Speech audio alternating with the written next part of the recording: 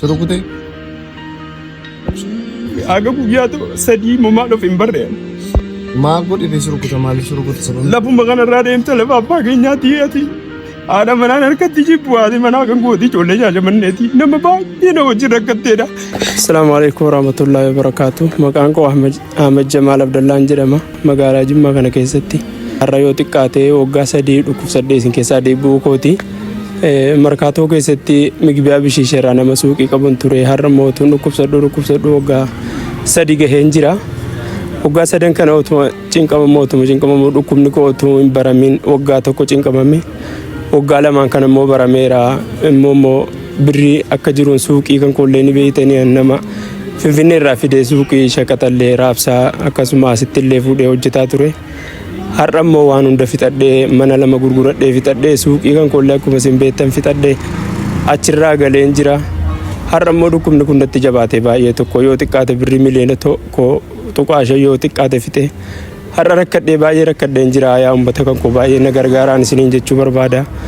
Akkasuma immoo deebi'ee immoo birrii baay'ees mormamee immoo karaa maatiitiin miidhaan guddaan irra gahee deebi'ee waan hin qabu hunda iyyuu maatiin karaa tokkoon namni na mormes jira ture.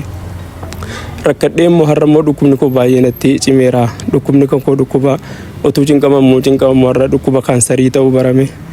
Birrii $45 haga 50 ga'u na gaafatanii biyya Hindii deemuudha jechuudha. Har'a waraqaallee baafadhee waraqaan koo jira ture riifariinaa barreessanii farankaa tokkollee waan ani ittiin Finfinneellee deemee ittiin of gargaaruun qabu. Amma kana namni yoonaa kanneen deemee marmaraallee maramaramuudha jira. Maatiin kan koo erga nasii fixadhee erga waan hunda fixadhee na jibbee nutti hin galchinaa jedhee na ari'eennaan immoo ammas immoo mana namaa fuudhanii na kaa'anii mana namaa ergan jiraadhee immoo mana namaa kana keessatti immoo na dadhabanii immoo baay'ee na jeesuudhumaaf waaqa lubbuun kan koo na ba'uuf na barbaadaa turan jechuudha. Deebi'anii immoo isuma torbee kana keessaa jechuudha obboleessi kan koo hangafti. Dhahumsa akka malee na dhahuudhaan amma kaleen kan koo sirrii nan hojjetu miilli kan koo kun akkuma mul'atu kana kun sababa kaleessaniidha jechuudha. Miidhama haddii kana gaafatu narra gahee jira. Kun akka kanatti akka hin argitan kana. Qorraalee na ari'anii manatti akka hin galle na godhan. Manuma keemoo? Manuma kan koo kiiseetan biyyi immoo mana ollaadha. Mana ollaanaa kadhate mana ollaadhaan jiraachaa ture. Namni as keessa jiraatu soolaarii naa bitanii soolaarii sana chaarjii namaa guuteetanii jiraachaa ture. Lafa sana irratti birrittii sana walitti qabeetan hin midhaan nama yakkutootti kennadhe. Gaafa midhaan kan koosun murame jara sana turfee na saamee gale. Maal keessa? Utuun Addis Ababaa tuguran fassaan ciisaa ture yeroo jarri midhaan koo fudhatee galu. Kan midhaan kee fudhate eenyuunni? Obboleessa koo hangafaa fi kaanillee maal jedhee maqaadhaa waan na deessi waan ta'e. Haadha warraa isaa jedhanii akkasuma gaa maatiin maqaa isaa dhahuu hin dandeenye kan natti ulfaatu jedhaniiti. Anaa qabamee baatamee deemu warra waggaa 3 ciise kan biyyi lafaa na qabee na kaasu akka marga keessa na tume jechuudha. Surukute. Haadha manaan harkatti jibbu haati manaa kan gooti ijoollee jaajamanneeti. Nama baay'ee na wajjin rakkatteedha. Maatiin isii birrii meeqaan utuu nu gargaara utuu na akkamanii turan. Obboleewwan seenaa baay'ee garaa nama nyaatu seenaa gurratti dhaga'uuf illee namatti ulfaatu kuni.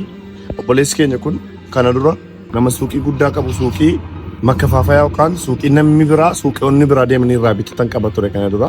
Garuu dhukkubsate mana 2 qaba. Lafa baadiyyaadhaa qaba. Magaalaa jiraata ture. Mana isaas kan magaalaa gurguree kan baadiyyaas gurguree amma mana namaatti galee jiraataa jira. Magaalaa biluu jechuudha. Obboleewwan viidiyoo kan ilaaltan. Obboleessi keenya kun Oromoo osoo hin taane maatii isaatiin reebame. Maatii isaatiin jibbame. Inni nama kaansariidhaan qabamee jiru. Silaa yeroo kanatti isaan isa cina dhaabbatanii isa bukkee dhaabbatanii isa sappoorti gochuutu qabanu isa yaaluu danda'anu. Nama dhukkubsatu nama kaansariidhaan dhukkubsatu nama yoo yaalamne ni du'a jedhame uleedhaan tumani. Maatii akkanaa gaa homaa jennee waan ittiin ibsinu hin qabnu. Obboleessi keenya kun gara biyya Hindii deemee yaalamuun dirqama jedhamee hospitaala Tuqur Ambassaarraa riifariin barraa'ee jira. Gara biyya Hindii deemee yaalamuudhaaf kophaa isaa miti. Nama isa faana deemee yaalchisu barbaachisa waan jedhameef $45,000 hanga $50,000 isa barbaachisa. Kana jechuun gara miliyoona 7 fi isaa oliiti. Obboleessi keenya kun immoo waan qabu hunda fixateera. Namoonni viidiyoo kana ilaaltan maaloo rabbiif jecha adaraa namummaa viidiyoo kana ilaaltanii biraan darbinaa waan dandeessan lakkoofsa akkaawuntii isaa kanaan gargaaraa. namoonni gargaaruu dandeenye immoo viidiyoo kana sheer gochuun namoonni biroo arganii akka gargaaran taasisan jechuun barbaada. Galatoomaa.